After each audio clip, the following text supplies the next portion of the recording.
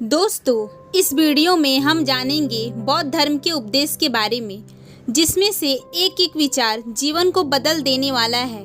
तो यह बौद्ध धर्म के 8 उपदेश ध्यान से सुने। नंबर 1, वर्तमान ही खुशी का रास्ता है। महात्मा बुद्ध ने 6 साल तक घोर तपस्या की, केवल यह जानने के लिए कि असली खुशी क्या है, दुख का कारण क्या है। महात्मा बुद्ध के तपस्या के निचोड़ का कटु सत्य है कि मनुष्य की इच्छा ही सबसे बड़ा दुख का कारण है। मनुष्य अपनी भविष्य और भूतकाल की कल्पना में ही जीता है, जो कि उसको वर्तमान की उपलब्धियों की खुशी मनानी चाहिए। नंबर 2, मनुष्य का सबसे बड़ा शत्रु क्रोध है।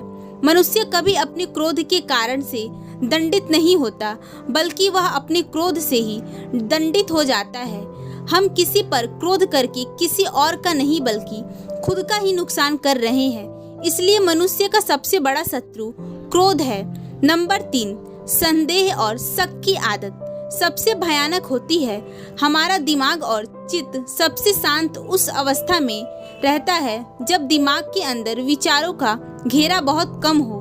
हमारा दिमाग हर दम कुछ न कुछ सोचता रहता है, कुछ न कुछ नए नए विचारों को जन्म देता रहता है। यह और कुछ नहीं, हमारा शक और संदेह ही है, जिनको सुलझाने के लिए हमारा दिमाग उनके उत्तर की तलाश में इधर उधर भटकता है।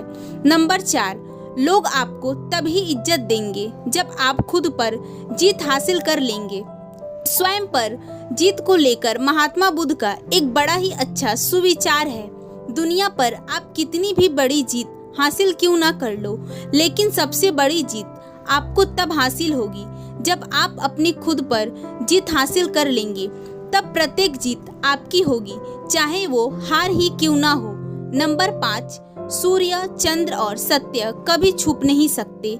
हम चाह कर भी इस प्रकृति की घटनाओं को बदल नहीं सकते हैं। जिस प्रकार सूर्य और चंद्र अपने समय पर दर्शन देते हैं, ठीक उसी प्रकार सत्य भी अपना समय आने पर अपना पर्दा उजागर करता है।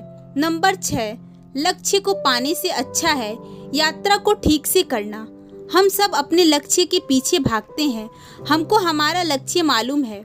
आपने कभी यह विचार किया है कि जब आपको लक्ष्य मिल जाएगा तब आप क्या करेंगे? निश्चित ही तब हम नए लक्ष्य के पीछे भागेंगे, मतलब हम संतुष्ट अवस्था में कभी आ ही नहीं पाएंगे। इसलिए हमको वर्तमान में जीना चाहिए और वर्तमान में सभी लक्ष्य की यात्रा कर रहे हैं। अगर आपने कभी लक्ष्य को हासिल किया है तो वह आपका भूत था। निश्चित आज आप भी अपने लक्ष्य के पीछे ही भाग रहे हैं। नंबर 7, बुराई को सिर्फ प्रेम से ही जीता जा सकता है। अच्छाई और बुराई 2 पहलू हैं जिसमें बुराई को उत्पन्न कर सकती है।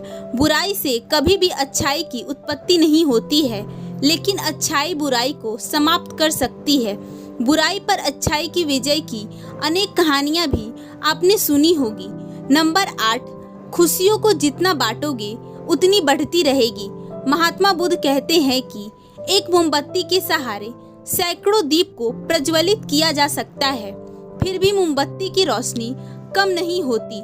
ठीक उसी प्रकार खुशियां बांटने से कभी कम नहीं पड़ती, बल्कि बढ़ती ही है।